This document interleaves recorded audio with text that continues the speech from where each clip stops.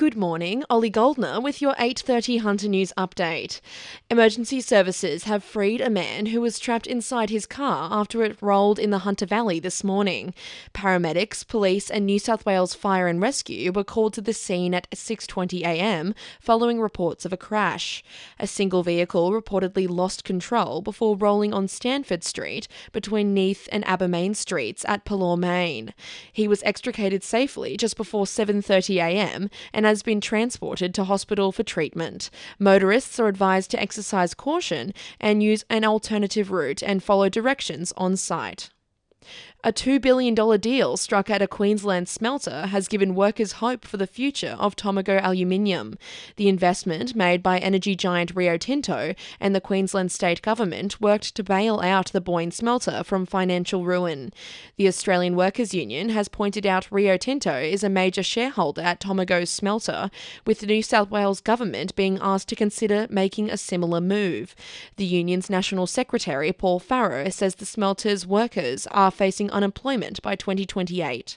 When you've got a long-term tenant like Tomago that plans to be around for a long, long time, that uses more than 10% of New South Wales power, that shows that there's demand for large-scale investment on new projects. If you lose that, then you lose that capacity or the justification to be able to invest billions of dollars in new energy infrastructure.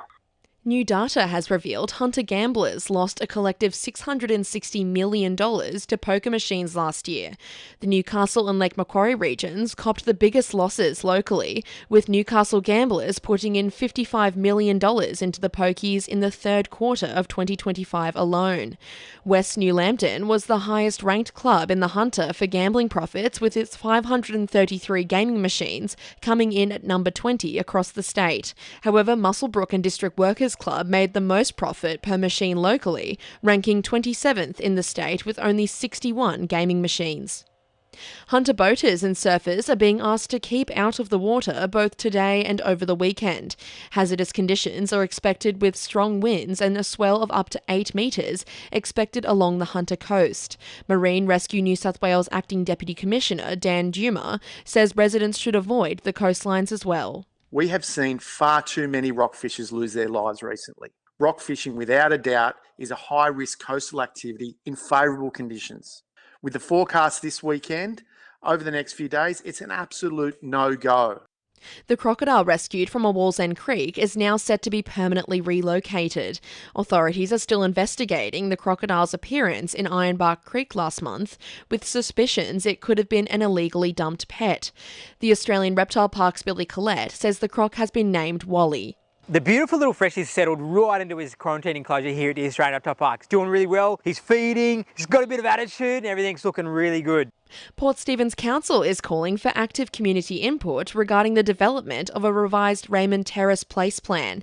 Community members are invited to attend a workshop at Raymond Terrace Bowling Club today to provide direct feedback on the proposal.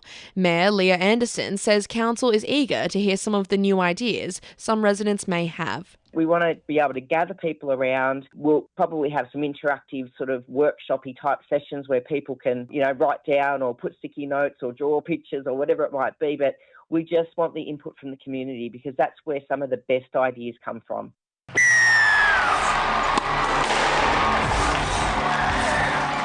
2NURFM Sport. The Newcastle Falcons will be kicking off their 2026 NBL 1 East season tomorrow with a massive doubleheader at Newcastle Basketball Stadium. Tomorrow we'll see both the men's and women's sides take on the Norths Bears before meeting the Hills Hornets Sunday. After bowing out in the preliminary finals, the Falcons women are looking to go one further this season, while the men are looking to return to the playoffs after missing last year's entirely. Jets women's coach Stephen Hoyle faces quite the dilemma at goalkeeper ahead of the team's round 21 clash against Adelaide tomorrow. First choice keeper Anna Leet has been named to return from her concussion alongside homegrown prospects Ali Borcher and Lily Rose Dunbar. With one needing to be omitted from the final squad, the choice will be key as the Jets look to finish an otherwise average season strong. And the Knights are looking to get their season back on track when they meet the Bulldogs tomorrow afternoon at Accor Stadium. The club is hopeful for a Fletcher Sharp return this round, who is still awaiting final clearance despite getting named in the initial team list. That's sport, I'm Charlie Proudlock. And the winning numbers in Powerball are 5, 9, 20, 22, 24, 25 and 28. And the Powerball is 20. And now you're up to date with the latest 2NURFM Hunter news.